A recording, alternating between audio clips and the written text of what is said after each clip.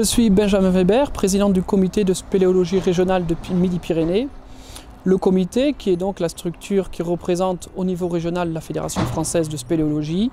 et qui se charge à la fois d'appliquer sur le territoire de Midi-Pyrénées la politique fédérale en termes de spéléologie et de canyon, mais aussi de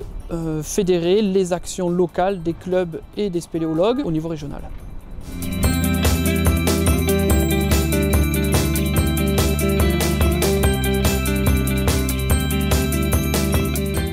L'idée est basée sur le principe que le monde souterrain, même s'il n'est pas accessible, il transmet des traces en surface qu'une personne avec un minimum d'explication peut comprendre et donc qu'un sentier d'interprétation pourrait permettre à une personne non initiée de découvrir le monde souterrain tout en restant en surface. L'intérêt pour nous de s'adresser à un public plus large grâce à ce sentier, c'est à la fois faire découvrir notre activité que tout le monde ne connaît pas, mais il y a aussi un intérêt plus large, c'est donc de faire comprendre au maximum de personnes la richesse et surtout la fragilité du monde souterrain, puisque l'on peut imaginer, on peut espérer que cela provoquera une amélioration des comportements, une sensibilité plus grande à la nécessité de protéger ce monde souterrain et les eaux souterraines en particulier. Donc je suis Laurent Maffre et j'ai été coordonnateur du projet des sentiers karstiques d'Aspet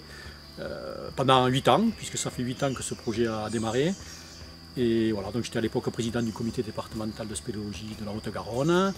Et ensuite j'ai été chargé de faire le suivi sur place en tant qu'habitant du coin.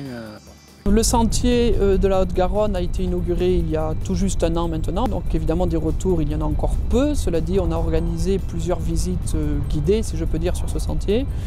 où à chaque fois on a eu des retours très positifs et de la part de personnes très variées, c'est-à-dire à la fois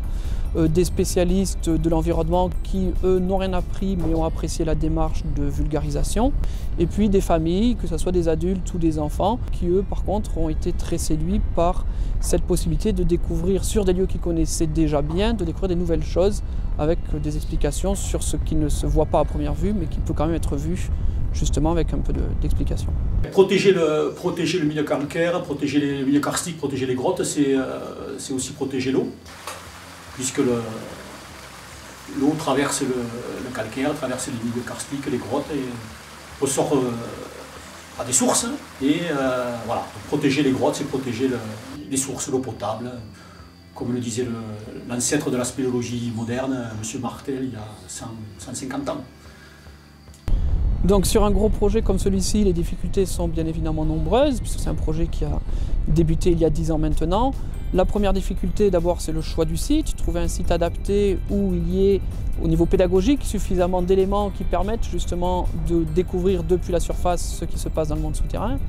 Ensuite, il y a des difficultés d'ordre technique, comme dans tous les projets, d'ordre logistique, d'ordre financier. Et puis enfin, il y a la difficulté plus pédagogique, c'est-à-dire à arriver à adapter dans un discours relativement bref dans le cadre de ce sentier des connaissances scientifiques parfois relativement précises et pointues. L'avenir sur cette question des sentiers karstiques, il est double. Il y a d'abord l'avenir du sentier karstique de la Haute-Garonne, qui va d'une part continuer à vivre sa vie avec des gens qui iront le visiter par leur propre initiative, en achetant le livret et en faisant le sentier eux-mêmes. Il y a nous, en tant que comité régional de spéléologie, aidé par le comité départemental de la Haute-Garonne, qui allons continuer à organiser des visites guidées. Et puis on a aussi des projets de développer des partenariats avec les écoles pour un usage pédagogique, des écoles de la région au moins, de ce sentier. Et ensuite, plus largement, l'autre aspect, c'est l'avenir du projet des sentiers karstiques en général, puisqu'à terme, on a quand même la volonté d'avoir un sentier par département, donc 8 sentiers sur l'ensemble de Midi-Pyrénées.